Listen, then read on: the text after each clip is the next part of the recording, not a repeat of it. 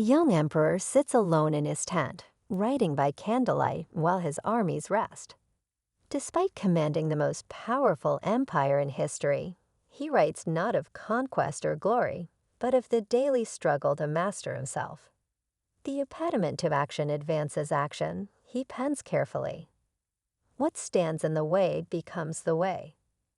Marcus Aurelius didn't know his private journals would survive 2,000 years, inspiring millions.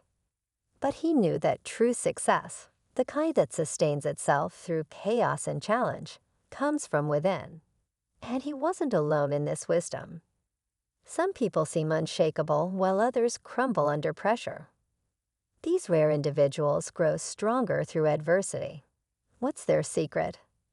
The answer lies in a philosophy that shaped emperors and enslaved people alike, a wisdom that turns obstacles into opportunities. This is Stoicism, not the cold, emotionless version some imagine, but the real practical philosophy that has quietly shaped some of history's greatest achievers. What's fascinating is that when you study the habits of highly successful people today, whether they're billionaire entrepreneurs, championship athletes, or groundbreaking artists, you'll find they're unconsciously following these same ancient principles. But most people get it backwards.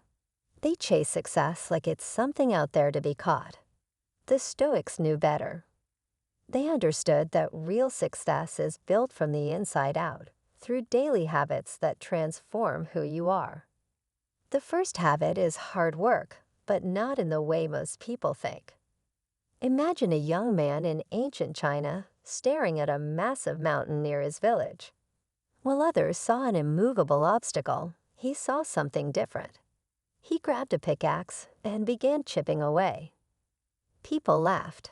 "You'll never move that mountain," they said. "Impossible." The old man smiled and replied, "I may not finish in my lifetime, but the mountain is getting smaller every day while my determination grows stronger. And I have sons, and they will have sons. The mountain doesn't stand a chance." This story became the tale of the foolish old man who moved mountains. But most people miss the deeper lesson. It's not about the mountain. It's about what happens to you when you chip away at your mountain every single day. Epictetus, a formerly enslaved person who became one of history's greatest philosophers, put it this way: "Don't tell me what a man's principles are. Tell me what he does, and I'll tell you what his principles are." Modern hustle culture gets it wrong. It's not about working yourself to exhaustion. It's about showing up daily with purpose, knowing that each small action reshapes your circumstances and character. Every time you choose the harder path, the early morning, the extra rep, the difficult conversation, you're not just working. You're building something far more valuable than success. You're building the internal strength that makes success inevitable. The second habit is patience, but not in a passive way. There's a story that changed the course of Arabic literature. Al-Mutanabbi, now considered one of the greatest Arab poets, spent years of his youth wandering the deserts of Syria. He wasn't just seeking inspiration. He was learning the hardest kind of patience. Living among Bedouin tribes, he observed how they survived in the harshest environment on earth.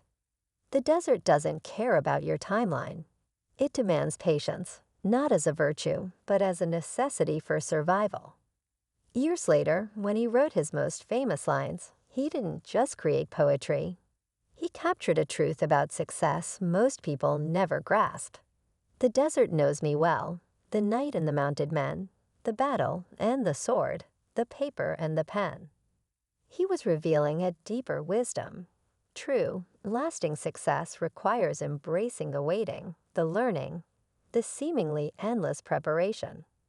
Just like desert tribes knew rushing across the dunes would exhaust their camels, rushing toward success often takes you further from it. Seneca, the great Stoic philosopher, observed, "No good thing renders its possessor happy unless they're prepared to lose it." Real success, the kind that doesn't leave you constantly afraid of losing it, requires patience to build unshakable foundations. Every overnight success story, when examined closely, reveals years of patient preparation. The entrepreneur who seemed to come out of nowhere spent 5 years testing and failing. The artist who suddenly made it was practicing while everyone else slept. Patience isn't about waiting idly.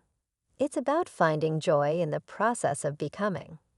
Every skill mastered, every relationship built, every small win accumulated is creating something greater than you can yet imagine. The Stoics had a visualization exercise. Time is a river constantly flowing. You can't grab the water and make it move faster, but you can build stronger vessels to navigate it, better tools to use it, and a deeper understanding to work with it rather than against it. The third habit, often overlooked, is sacrifice. There's an ancient Japanese tale about a young samurai who sought out a Zen master to learn the secret of success. The master invited him for tea. As they sat, the master kept pouring, even as the samurai's cup overflowed. "Master, the cup is full," the samurai finally exclaimed. The master stopped and smiled. "You are like this cup, so full of your own opinions, desires, and ambitions. How can you learn unless you first empty your cup?" This isn't just about learning. It's about a fundamental truth of sacrifice. To gain something new, you must create space by letting go of something else. Epictetus put it plainly. If you want to improve, be content to be thought foolish and stupid. Are you willing to look foolish while learning? To give up comfort, your current identity, for the person you could become? A story from ancient Africa captures this idea perfectly. In Mali, before Mansa Musa became the wealthiest person in history, he was a student of wisdom. His teachers told him, "A bird that wants to fly high must first let go of the branch. The branch isn't bad, it's comfortable and safe. But if you never let go, you'll never know how high you can soar." Success isn't just about what you gain. It's about what you're willing to give up. And that's where the fourth habit comes in, consistency. Sacrifice without consistency is just a temporary change. But when you combine them, that's when magic happens. There's a fascinating story from ancient China about bamboo. For the first 4 years after planting, nothing appears above ground. The farmer must water and tend to seemingly empty soil. But beneath the surface, the bamboo is building an elaborate root system. Then in the 5th year, it suddenly shoots up 90 feet in just 6 weeks. Did the bamboo grow 90 feet in 6 weeks? No, it grew 90 feet in 5 years. Most people only see the final result. They miss the years of invisible work. Zeno, the founder of Stoicism, taught that philosophy, and any pursuit of excellence, should be like a fertile field, producing reliable nourishment rather than fleeting bursts of beauty. Modern neuroscience confirms this. Every time you repeat an action, you strengthen neural pathways. This process, called myelination, is like paving a dirt road in your mind. The more you use it, the smoother and faster it becomes. The Stoics didn't know the science, but they understood the principle.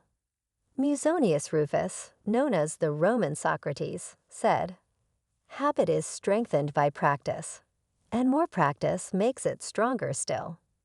Excellence isn't an act. It's a habit formed through countless repetitions. An old Native American story describes 2 wolves fighting inside each person. One wolf represents fear, anger, and self-doubt. The other represents courage, kindness, and perseverance. Which wolf wins? The grandson asks. "The one you feed consistently," the elder replies.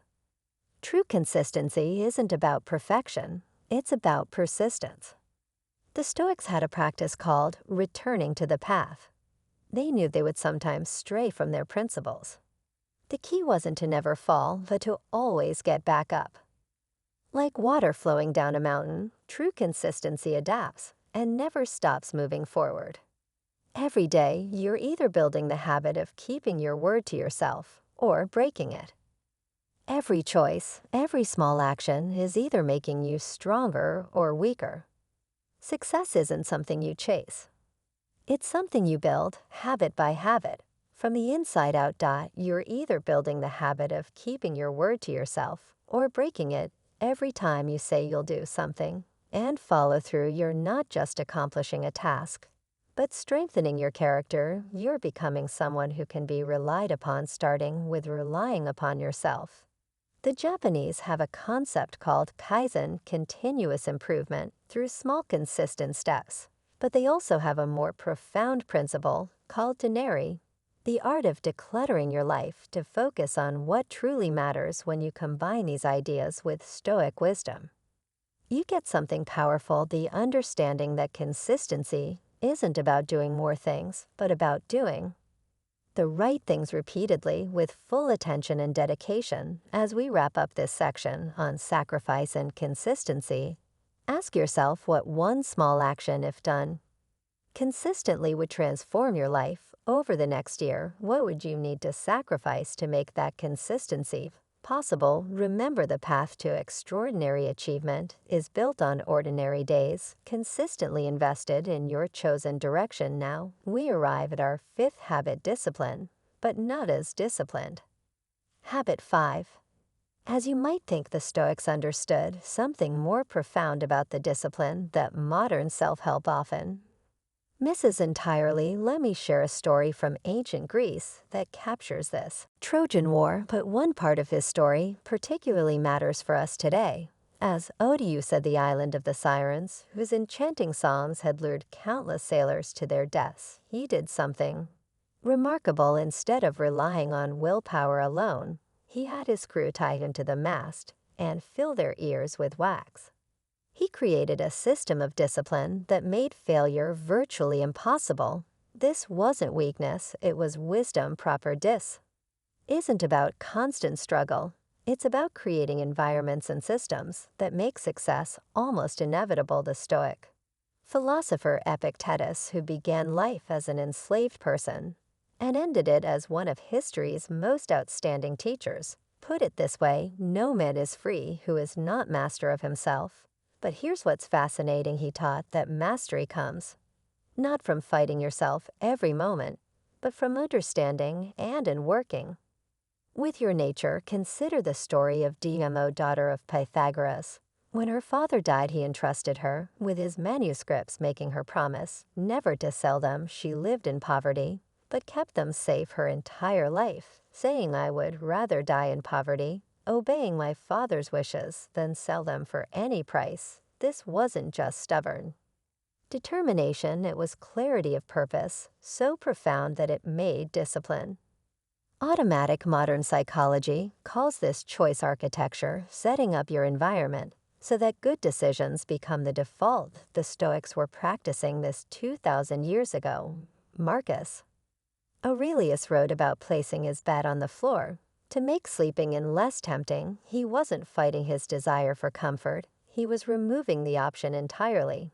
But here's where most people get discipline wrong. They think it's about restriction, about saying no. Real discipline is about saying yes to something bigger. It's about having a vision so compelling that it pulls you forward instead of you having to push yourself. There's an ancient Chinese story about the archer Yi who spent years practicing his art. One day someone asked him, "What if you miss the target?" Yi replied, "A master archer is not concerned with hitting the target. He is concerned with perfecting his form.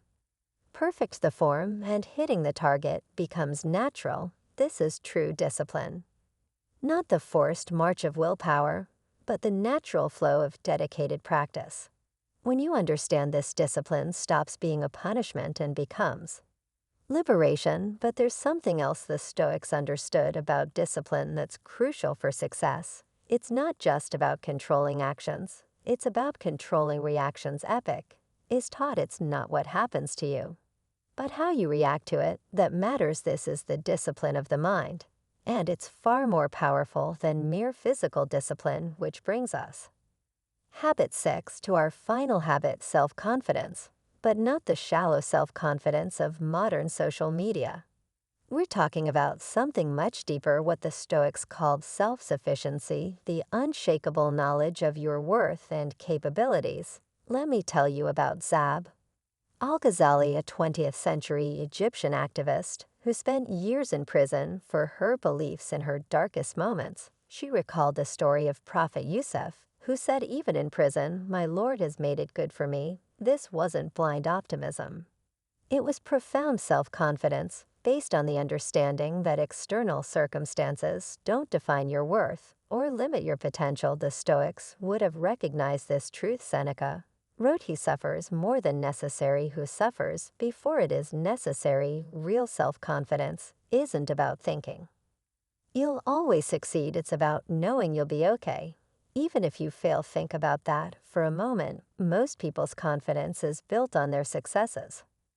But true lasting confidence comes from facing your failures and realizing they didn't destroy you. Each time you fall and get back up, you're not just returning to your previous state, but building a more resilient confidence. There's a powerful Japanese concept called kintsugi, the art of repairing broken pottery with gold. The result isn't just repaired, it's more beautiful and valuable than the original. This is what true self-confidence looks like. Your challenges and failures aren't flaws to be hidden, they're the gold that makes you unique and valuable.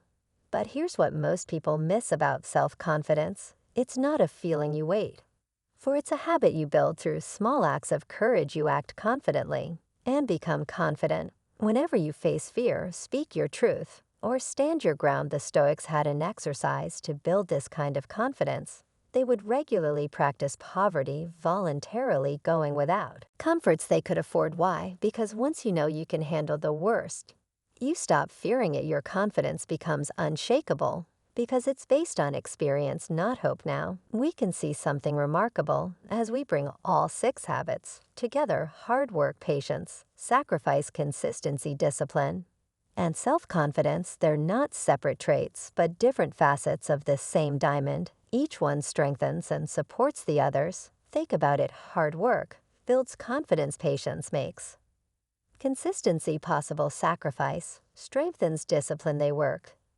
together to create something greater than the sum of their parts. Remember the story we started with: Marcus Aurelius, writing by candlelight. He wasn't just practicing one habit, he was embodying all 6: the hard work of self-reflection, the patience to build wisdom day by day, the sacrifice of comfort for growth, the consistency of daily practice, the discipline to face hard truths, and the self-confidence to know that his efforts mattered, even if no one else ever saw them. So here's your challenge: don't try to build these habits all at once. Start with one. Maybe it's making your bed every morning, a small act of discipline. Maybe it's spending 10 minutes in quiet reflection practicing patience.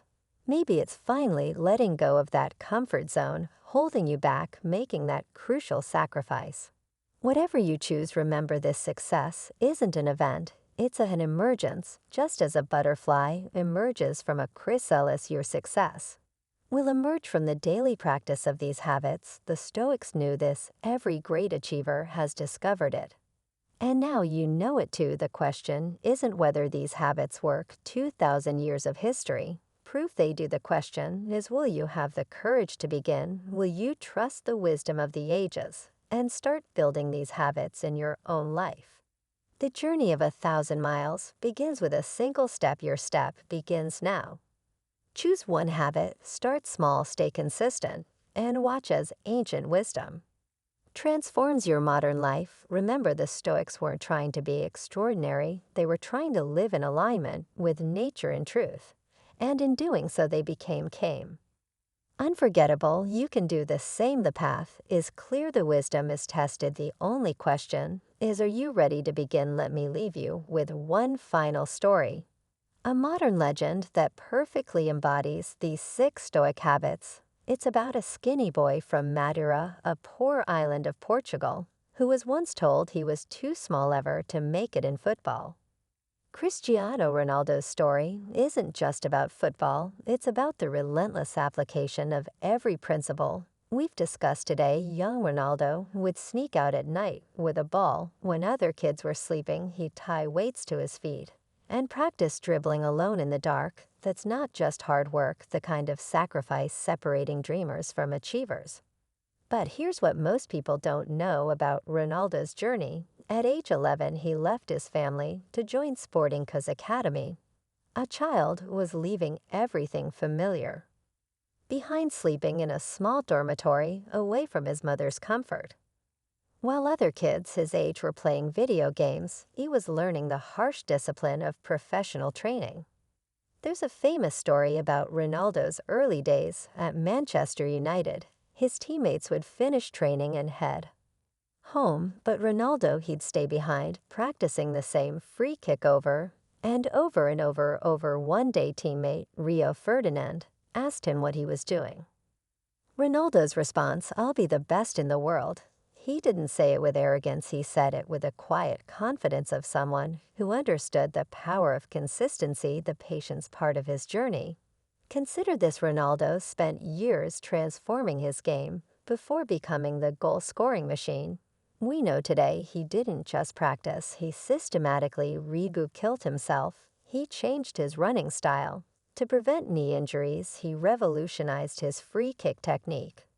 3 separate times he completely transformed his body through disciplined nutrition and training. But here's what makes Ronaldo's story so powerful for us today. Even at the height of his success, when he had won everything possible, his habits didn't change. His former teammate Patrice Evra tells a story about visiting Ronaldo's house for lunch. After a simple nutrition-focused meal, Ronaldo suggested they play a 2-touch football game in his garden. Then he wanted to do pool exercises. Then he challenged Evra to a sprint. This wasn't a young player trying to prove himself. This was someone who had already won multiple Ballon d'Ors and was already considered one of the greatest of all time. Yet his commitment to these habits remained unshakable. Even more telling is how Ronaldo handled setbacks when critics said he was finished. When injuries threatened his career, when personal challenges rocked his world, he responded not with words, but with work, with patience, with discipline. Each setback just became another weight in his training, making him stronger today. At an age when most footballers have long retired, Ronaldo continued to break records and defy expectations. Why? Because these habits we've discussed are not just things he does, they're who he is. And that's the ultimate lesson from all our Stoic wisdom. Today's success isn't about what you do occasionally. It's about who you become consistently. Ronaldo didn't become extraordinary by doing extraordinary things. Once in a while, he became extraordinary by doing ordinary things with extraordinary consistency and dedication.